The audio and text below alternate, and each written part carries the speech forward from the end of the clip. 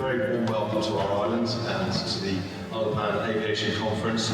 Seventh year of the conference. We've actually sold the conference out for the very first time. It's wonderful to come here and get to visit with everybody again and collaborate with people going forward. We've got many people that keep coming back year after year. Our job is to keep them informed, entertained and well networked. It's an event where you have lots of people together, all the people that we're talking to all the time about structuring. So you've got your financiers, your lawyers, your accountants, but it's both big enough to have everyone in the right place but small enough to have meaningful discussions with a number of people who are very relevant for our business. Generally what I found is if we can make that as easy and low risk, low cost as possible, that decision is easier and it works better. We value training, we value education, we value friendship, and we value the human performance. It's a wonderful register. I can always say it's so easy to register an aircraft. The regulations are very, very clear. The thing that we're really trying to work on now is to get ourselves a joint strategy as an industry and a sector.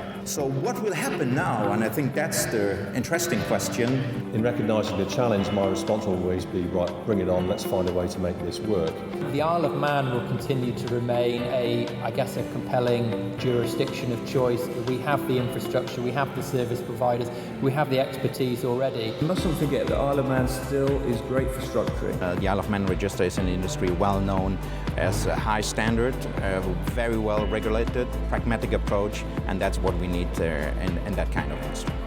On the Isle of Man, I think that there's a cluster of expertise here, and that gives it a certain resilience, which should be good through all the turmoil of the next few years, so I expect it to do very well.